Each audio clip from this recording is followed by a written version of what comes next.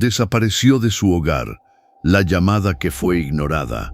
Chile, 29 de junio de 2010. Puerto Varas, en la región de los lagos, el sur de Chile, un lugar conocido por sus paisajes de postal, volcanes nevados, lagos inmensos, bosques fríos y lluviosos, una ciudad tranquila, habitada por familias de clase media y alta.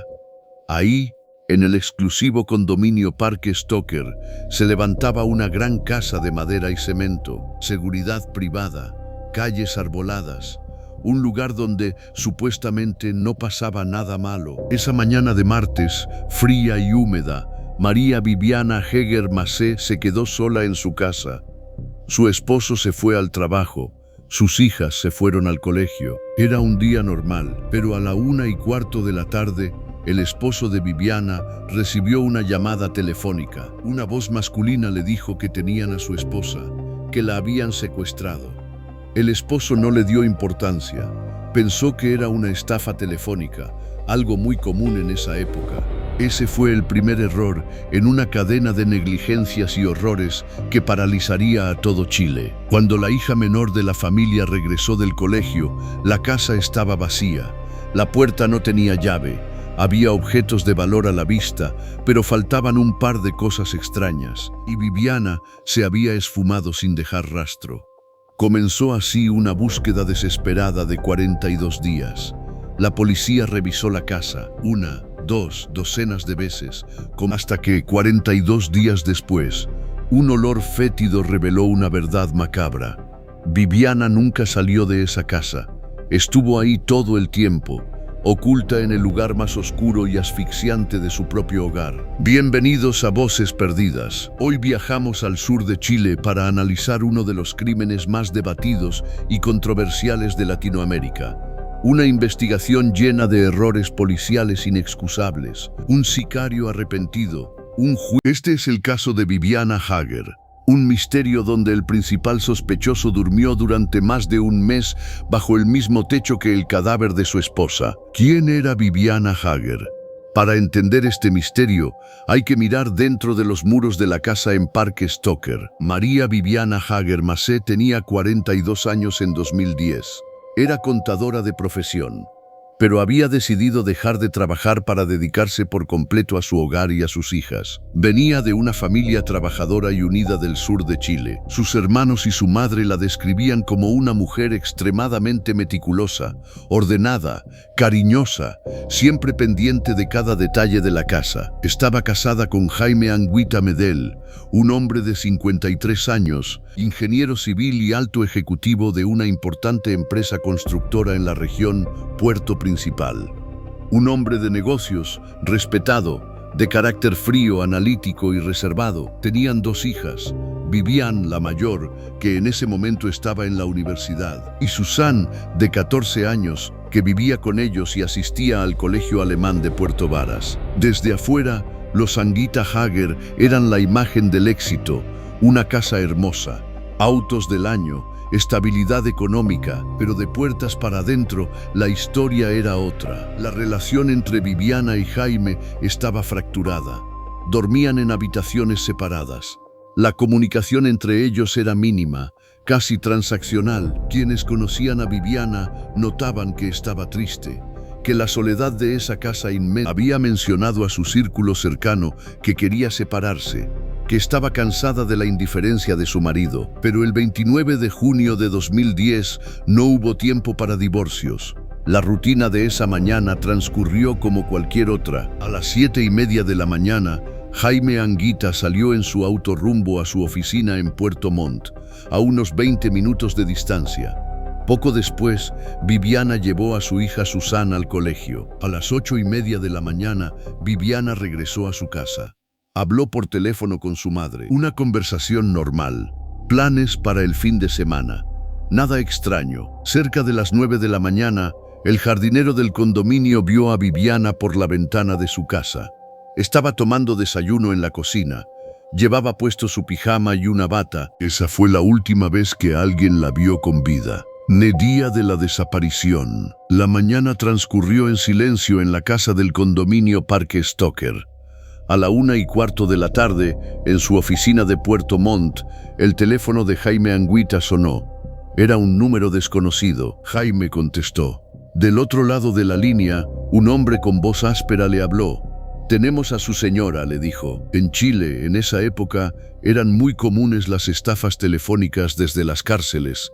El famoso cuento del tío, reos que llamaban al azar diciendo que tenían secuestrado a un familiar para extorsionar y pedir dinero rápido. Jaime Anguita, fiel a su personalidad pragmática y fría, no perdió el control. Pensó inmediatamente que era una estafa. No hizo preguntas. No pidió hablar con su esposa. Simplemente cortó la llamada. No intentó llamar a Viviana a su celular para confirmar que estuviera bien. No llamó a su casa. No se comunicó con los vecinos ni con la seguridad del condominio. Continuó trabajando. A la 1:30 de la tarde, la hija menor, Susan, regresó del colegio en un furgón escolar. Llegó a su casa. El auto de su madre, un Toyota Yaris, estaba estacionado en la entrada. Todo parecía normal. Susan caminó hacia la puerta principal. Al girar la perilla, se dio cuenta de algo extraño. La puerta no tenía seguro. Viviana era una mujer extremadamente precavida. Nunca dejaba la puerta sin llave, jamás. Susan entró, llamó a su madre. La estufa a combustión lenta, que Viviana siempre mantenía encendida en los días de lluvia del sur, estaba apagada. Susan subió a la habitación principal. Sobre la cama matrimonial estaban esparcidas las pertenencias de su madre, una cámara de fotos, unos lentes, su estuche de maquillaje, su teléfono celular también estaba ahí. El orden inmaculado que caracterizaba a Viviana se había roto. Pero no había signos de lucha violenta, no había vidrios rotos, no había sangre. Los muebles estaban en su lugar. Sin embargo, a Susan le llamó la atención un detalle en el dormitorio de sus padres. Faltaba una pequeña caja fuerte que guardaban en el closet. Y faltaba la cámara de video de la familia. Asustada, la adolescente llamó a su padre a la oficina. Le dijo que su mamá no estaba y que las cosas estaban revueltas. Fue en ese momento, horas después de aquella llamada amenazante, que Jaime Anguita le contó a su hija lo que había pasado. Me llamaron para decirme que la tenían secuestrada. Pensé que era un fraude. Jaime salió de su oficina y condujo hacia Puerto Varas. Llegó a su casa alrededor de las 2 de la tarde. Revisó la habitación. Confirmó que faltaba la cámara de video y una caja de madera con algunas joyas. Pero lo que más le extrañó fue que el auto de Viviana seguía afuera, con las llaves puestas en el contacto. Jaime Anguita finalmente tomó su teléfono, llamó a la policía, a Carabineros de Chile y luego a la PDI, la Policía de Investigaciones. La denuncia oficial estaba hecha. María Viviana Hager había desaparecido. En cuestión de horas, el tranquilo condominio de Parque Stoker se llenó de patrullas, luces de emergencia y detectives. La familia de Viviana, alertada por la situación, llegó rápidamente al lugar. La madre y las hermanas de Viviana entraron en pánico. La policía comenzó a tomar las primeras declaraciones. Buscaron pistas en el exterior de la casa, en el jardín, en las inmediaciones del condominio. Interrogaron a los guardias de la caseta principal. El registro de visitas no mostraba a nadie extraño ingresando esa mañana. El cerco perimetral del condominio no estaba cortado ni forzado. Todo apuntaba a que quien entró a la casa lo hizo por la puerta principal. O alguien conocido. O alguien que se ganó la confianza de Viviana para que le abriera. Mientras caía la noche en Puerto Varas y la lluvia comenzaba a arreciar, la familia se preparaba para lo peor. ¿Era un secuestro por dinero? Pero nadie había vuelto a llamar pidiendo rescate. Era un robo que salió mal, pero en la casa había objetos de muchísimo más valor que una vieja cámara de video y unas cuantas joyas, y los ladrones no se los llevaron. El misterio apenas comenzaba, y los próximos 42 días se convertirían en una pesadilla de búsquedas inútiles, policías caminando en círculos, y un esposo que desde el primer día comenzó a despertar las peores sospechas. Lo que la Policía de Investigaciones de Chile no sabía era que mientras peinaban los bosques y los lagos del sur, la respuesta estaba justo encima de sus cabezas. Los 42 días, una búsqueda a ciegas y un esposo de hielo, Junio de 2010. El invierno en el sur de Chile es implacable. La lluvia cae casi sin descanso. El frío cala hasta los huesos. Los días son cortos y oscuros. En ese escenario lúgubre comenzó la búsqueda de Viviana Heger. Las primeras 48 horas fueron un caos. La Policía de Investigaciones de Chile, PDI y Carabineros desplegaron un operativo masivo. Buzos tácticos se sumergieron en las aguas heladas del lago Yanquihue. Equipos de rescate peinaron los densos bosques que rodean Puerto Varas. Se utilizaron perros rastreadores. Helicópteros sobrevolaron la región. La teoría inicial de la policía, impulsada en parte por las declaraciones del propio esposo, Jaime Anguita, era el secuestro. Alguien entró y llamó pidiendo rescate, aunque Jaime había cortado la llamada. Pero los días pasaban y los secuestradores nunca volvieron a llamar. Nadie pidió dinero. Nadie envió pruebas de vida. La teoría del secuestro comenzó a desmoronarse. Entonces la policía empezó a sugerir teorías alternativas que indignaron a la familia Heger. ¿Y si Viviana se fue por su propia cuenta? ¿Y si, deprimida por su matrimonio fallido, decidió abandonar a sus hijas y escapar con otra persona? O peor aún, ¿y si se quitó la vida en algún bosque cercano? La madre y las hermanas de Viviana rechazaron estas ideas de tajo. Viviana jamás abandonaría a sus hijas. Era una madre devota. Su vida giraba en torno a ellas. No se habría ido dejando sus lentes ópticos, su celular y su auto con las llaves puestas. La familia materna apuntó sus sospechas en una sola dirección, hacia el hombre que dormía en la habitación principal. Jaime Anguita. Y es que el comportamiento del ingeniero durante esos días de búsqueda desconcertó a todo el país. El caso se había vuelto mediático. Los canales de televisión nacional viajaron al sur para cubrir la desaparición. Jaime Anguita comenzó a dar entrevistas frente a las cámaras.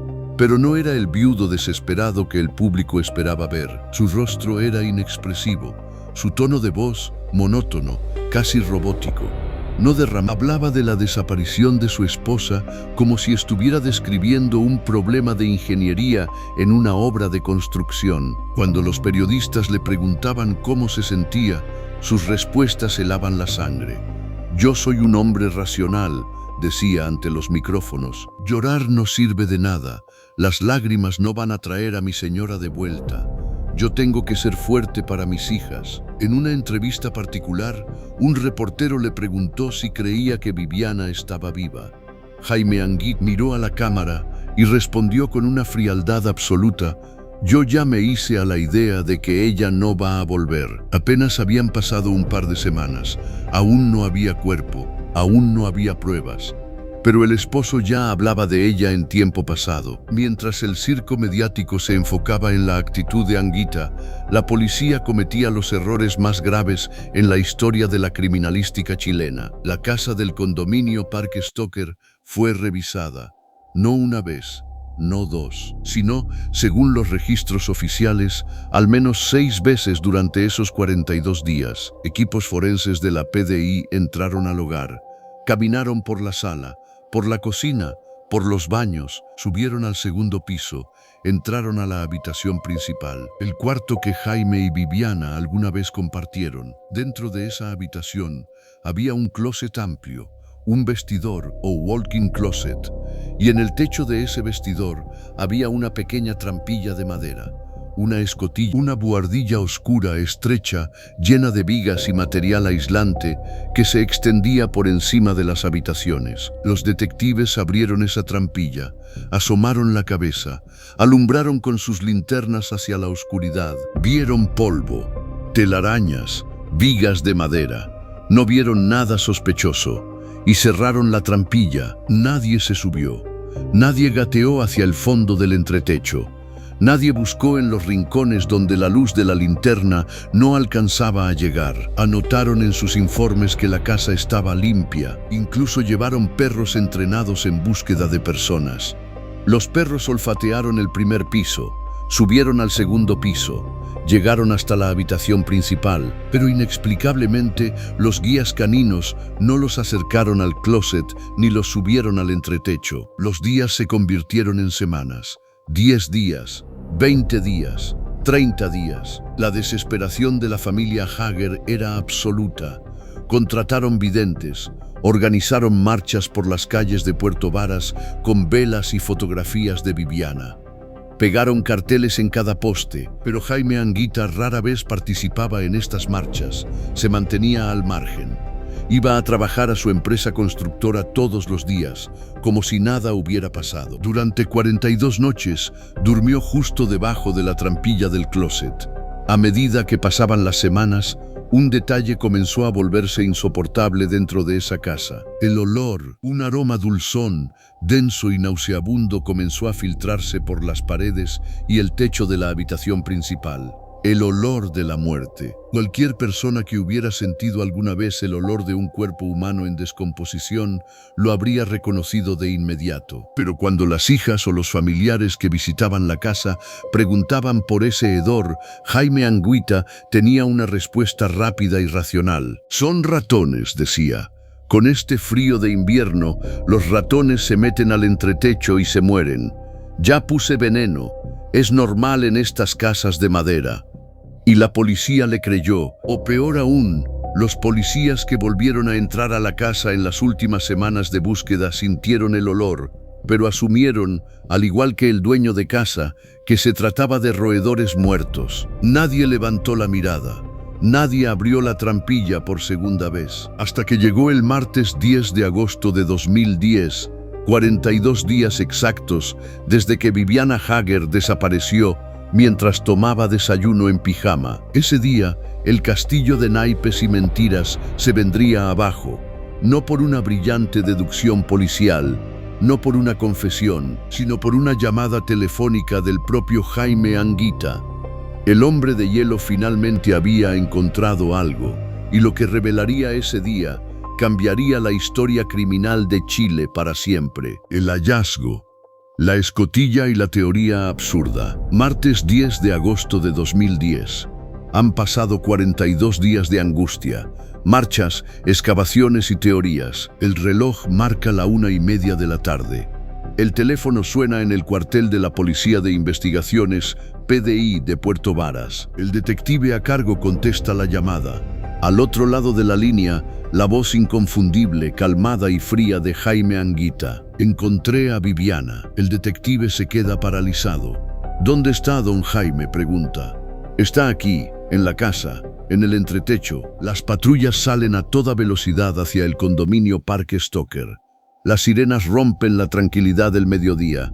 Los medios de comunicación, alertados por las frecuencias policiales, se dirigen al lugar. Y, lo más doloroso, la familia de Viviana también se entera de la noticia. Cuando la policía llega a la casa, Jaime Anguita los está esperando, con la misma expresión de siempre, imperturbable. Los detectives le piden que explique cómo la encontró.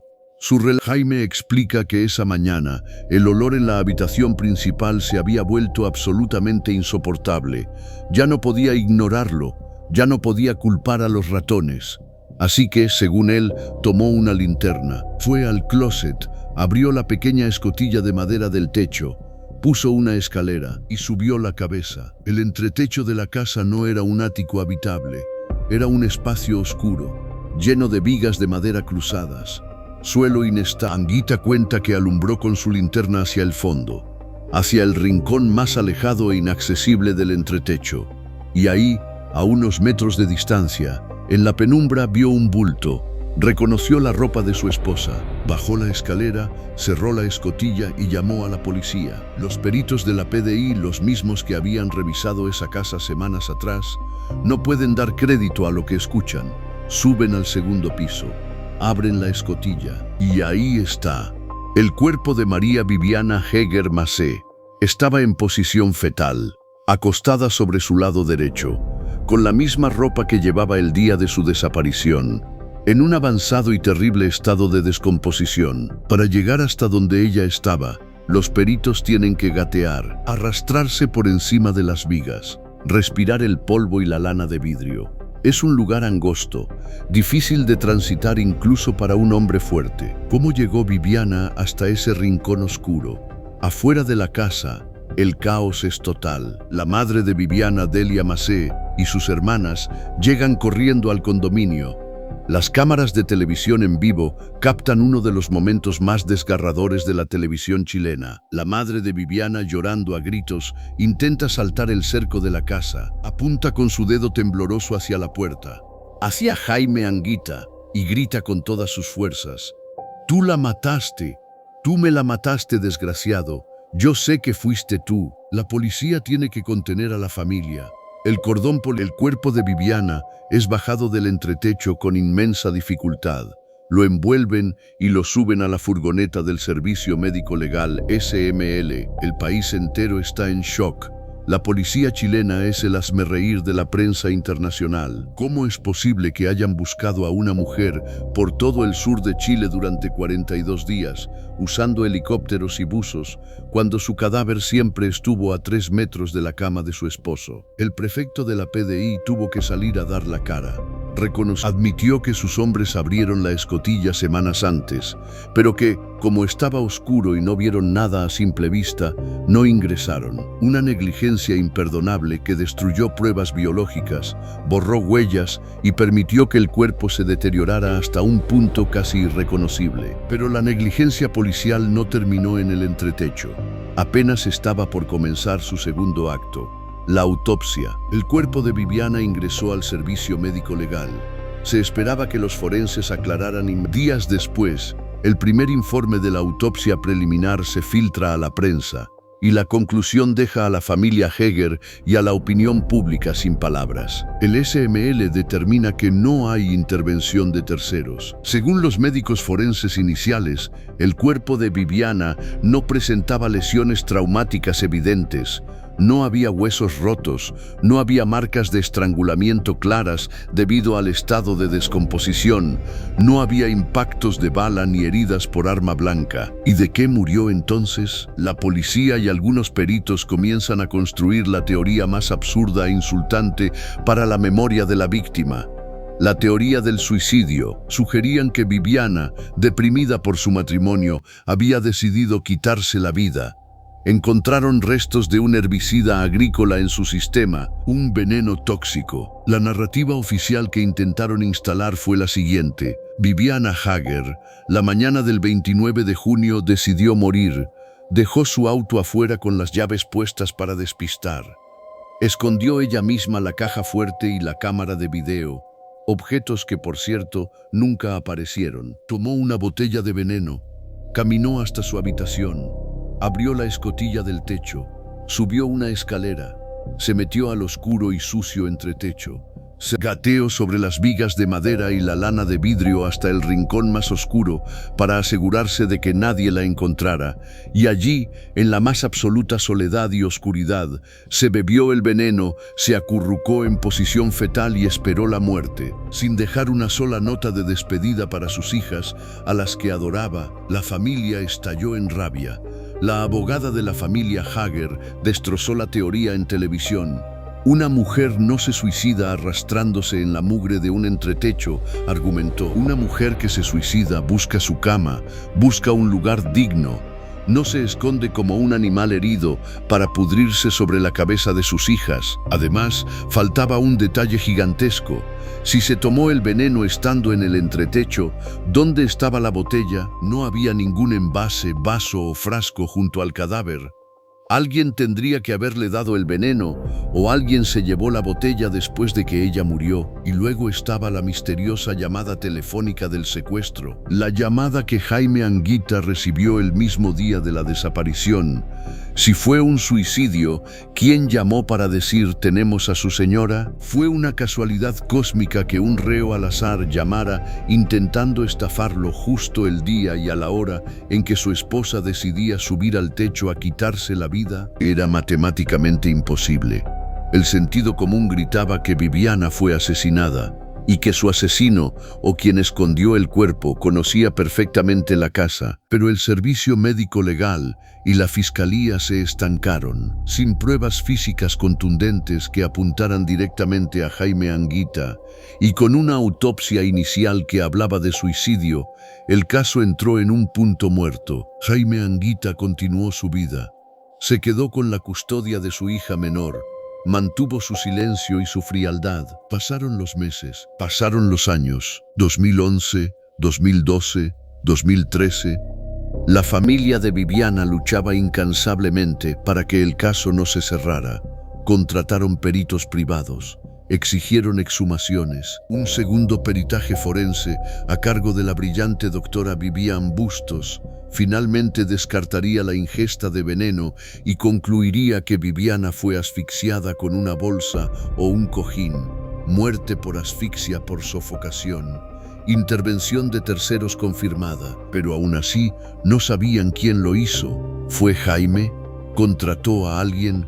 ¿Lo hizo él con sus propias manos? El crimen perfecto parecía haberse consumado en Puerto Varas, hasta que, 5 años después, en diciembre de 2015, el eslabón más débil de la cadena se rompió. Un hombre habló desde las sombras, un hombre con un pasado oscuro que necesitaba dinero y que estaba a punto de confesar un pacto de sangre que llevaría al respetable ingeniero Jaime Anguita directamente a las rejas. El pacto de sangre, la confesión del sicario, 5 años.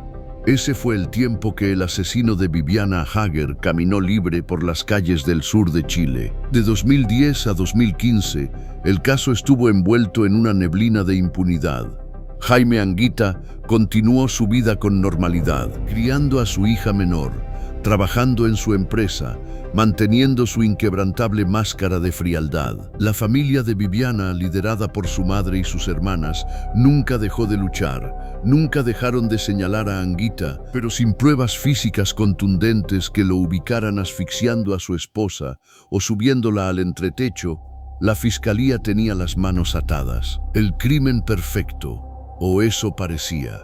Porque los crímenes perfectos no existen cuando hay cómplices involucrados, y mucho menos cuando hay promesas de dinero sin cumplir. Diciembre de 2015. Puerto Varas. La Policía de Investigaciones recibe un dato crucial. No viene de un peritaje forense, viene del círculo más íntimo de un hombre común y corriente. La esposa de un carpintero llamado José Pérez Mansilla se acerca a las autoridades. Tiene sospechas terribles sobre su marido. El hombre le había regalado a su hija una cámara de video, una cámara usada, una cámara que coincidía exactamente con la descripción de la que había desaparecido de la casa de Viviana Hager el día de su muerte. La policía interviene.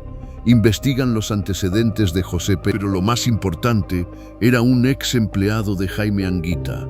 Había trabajado para él en varias obras de la constructora Puerto Principal y más de una vez había ido a hacer reparaciones a la mismísima casa del condominio Parque Stoker. Viviana lo conocía, por eso, si él tocaba a su puerta, ella le abriría sin dudarlo. El 8 de diciembre de 2015, la PDI detiene a José Pérez Mansilla. Lo llevan a la sala de interrogatorios. Al principio, el hombre, pero la presión, las pruebas circunstanciales y el peso de 5 años de culpa terminan por quebrarlo. Pérez Mansilla decide hablar, y su confesión, grabada en video y transcrita en los expedientes judiciales, se convierte en el relato más crudo y aterrador de toda la investigación. El encargo.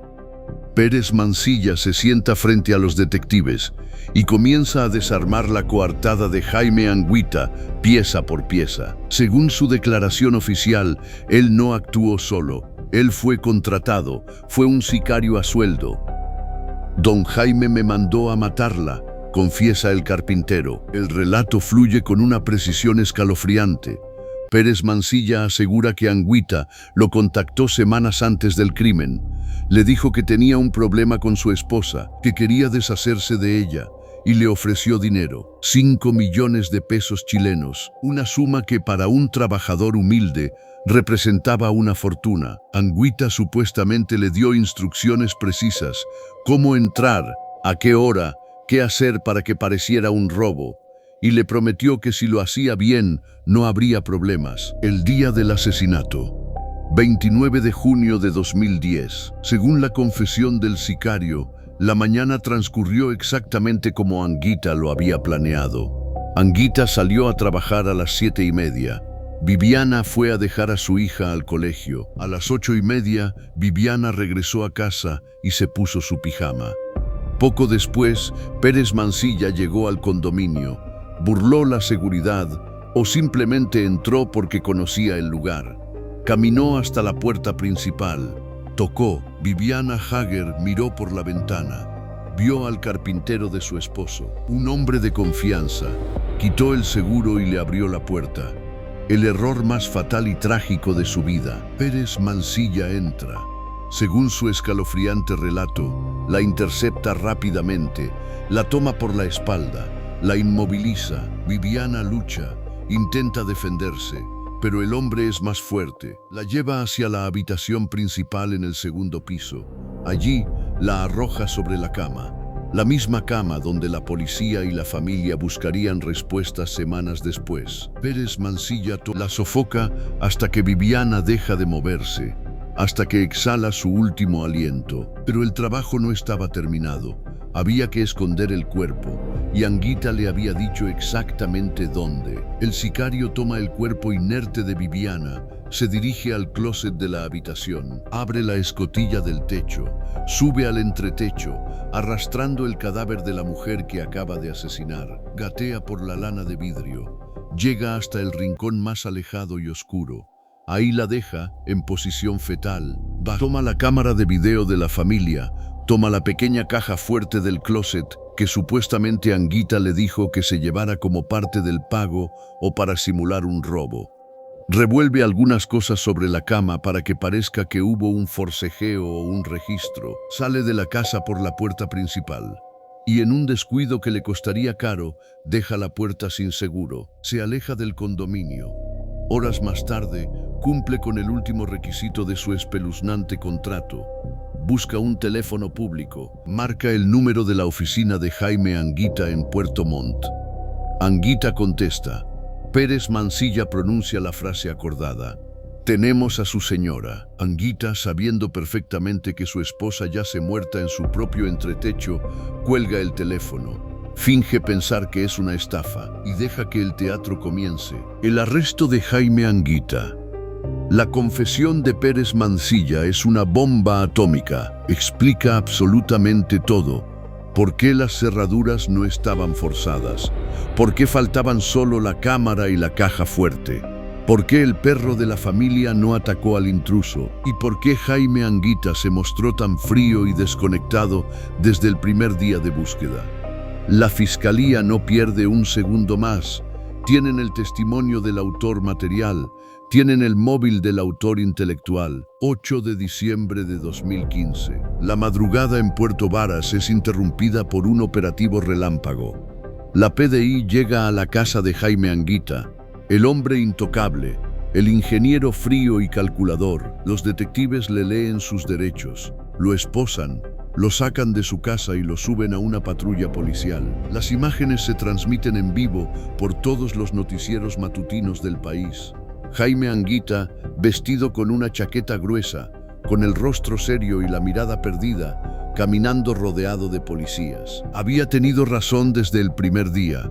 Su yerno, el hombre que le juraba que no sabía nada, había pagado para que ejecutaran a su hija, o al menos eso es lo que creía todo Chile. El país entero celebra la detención. Las redes sociales estallan pidiendo la pena máxima, presidio perpetuo para ambos. Anguita es trasladado al penal de Alto Bonito, en Puerto Montt. Se le dicta prisión preventiva por ser considerado un peligro para la sociedad. Pasaría casi 2 años encerrado en esa cárcel. Pero en medio de esta aparente victoria de la justicia, surge una fractura profunda y dolorosa. una que nadie vio venir. Las dos hijas del matrimonio, Vivian y Susan, ahora jóvenes adultas, las hijas que perdieron a su madre de la forma más cruel posible, las hijas que durmieron durante 42 días en la casa donde su madre se descomponía. En lugar de unirse a su abuela materna para condenar a su padre, las hijas toman una decisión que divide a la opinión pública. Deciden creerle a él, se paran frente y defienden a Jaime Anguita. Aseguran que Pérez Mancilla es un mentiroso, que su padre es inocente, que la fiscalía y la prensa han armado un circo mediático para destruir a su familia. El escenario estaba listo para el juicio del siglo en el sur de Chile, un juicio donde un sicario confeso se sentaría a pocos metros del hombre que supuestamente lo contrató, donde una familia destrozada se enfrentaría en los tribunales y donde el sistema de justicia chileno, una vez más, dejaría a todo un país con la boca abierta y un sabor a impunidad imposible de tragar. El juicio del siglo, la justicia ciega y el veredicto. Agosto de 2017. Han pasado más de 7 años desde que Viviana Hager fue asfixiada en su propia cama. El Tribunal de Juicio Oral en lo Penal de Puerto Montt se convierte en el epicentro de Chile. Periodistas, abogados, familiares y curiosos abarrotan la sala. Afuera, la gente exige justicia con pancartas. Dentro de la sala, el ambiente es gélido. A un lado, sentado junto a sus abogados, está José Pérez Mancilla, el sicario confeso, el carpintero, cabizbajo, con el peso de su propia declaración sobre los hombros. A pocos metros de él está Jaime Anguita, el viudo, el ingeniero. Lleva casi 2 años en prisión preventiva, pero su rostro sigue siendo el mismo de siempre, inescrutable, calculador, sin una sola gota de emoción. La fiscalía presenta su caso. Piden cadena perpetua para ambos. Para Pérez Mancilla por homicidio calificado y para Jaime Anguita por parricidio.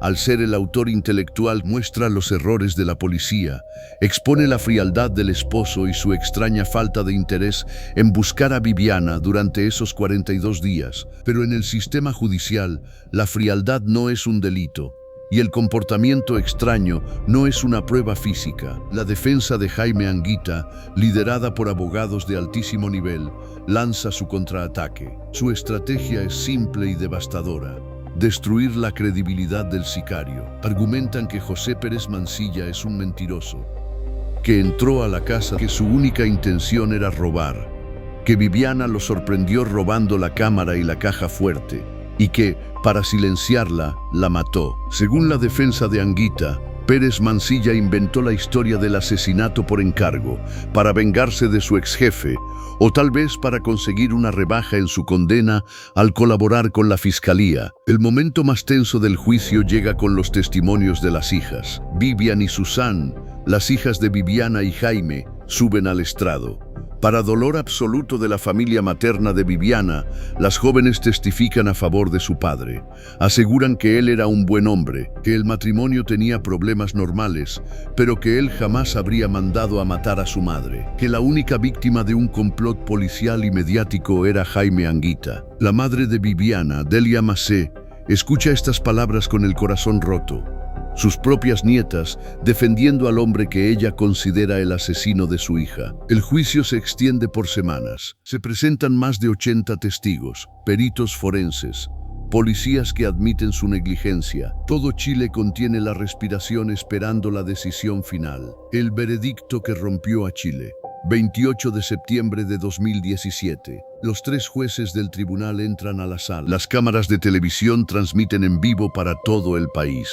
El silencio es absoluto. El juez presidente comienza a leer el fallo. Primero, se refieren a José Pérez Mancilla.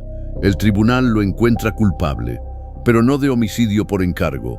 Lo declaran culpable de robo con homicidio. Los jueces determinan que él fue quien asfixió a Viviana y la escondió en el entretecho. Semanas después, sería condenado a 10 años y 1 día de prisión. Luego, el juez pasa al nombre que todo el país espera escuchar. Jaime Anguita explica que en el derecho penal chileno, la sola confesión de un coimputado no es suficiente para condenar a alguien. Se necesitan pruebas externas que corroboren esa confesión. ¿Hubo registro del pago de los 5 millones de pesos? No. ¿Hubo llamadas telefónicas grabadas entre Anguita y el sicario planeando el crimen? No. ¿Había huellas de Anguita en el entretecho? No. Y entonces pronuncia la palabra que desataría el caos. Absuelto.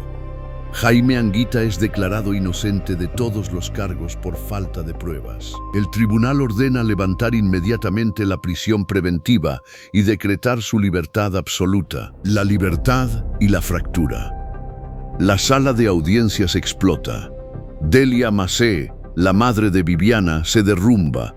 Las hermanas de Viviana gritan indignadas, lloran de impotencia frente a las cámaras. No hay justicia en este país para los que tienen plata, grita una de ellas. Él la mandó a matar y se va libre. Al otro lado de la sala, Jaime Anguita esboza una leve sonrisa. Se abraza con sus abogados.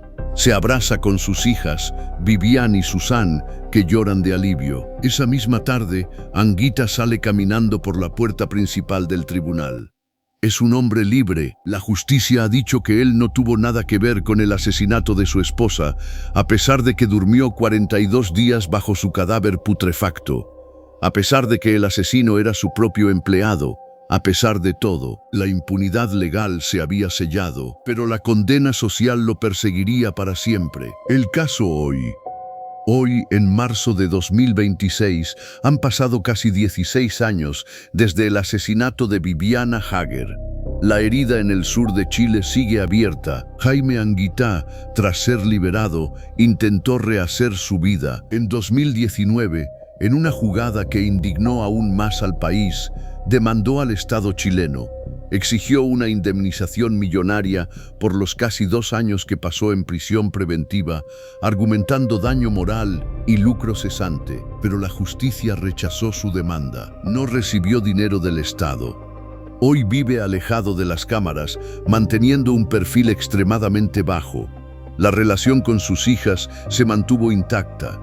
Ellas siguen creyendo ciegamente en la inocencia de su padre. Por otro lado, la familia Hager Macé quedó destrozada. Nunca pudieron recuperar la relación con las hijas de Viviana. La fractura familiar fue total y absoluta. Para la madre y las hermanas de Viviana, Jaime Anguita siempre será el asesino intelectual que logró burlar al sistema. José Pérez, el hombre que asfixió a Viviana con una bolsa plástica, pagó su deuda legal, mientras el misterio de si realmente cobró por hacerlo se desvanece en el tiempo. El condominio Parque Stoker sigue en pie.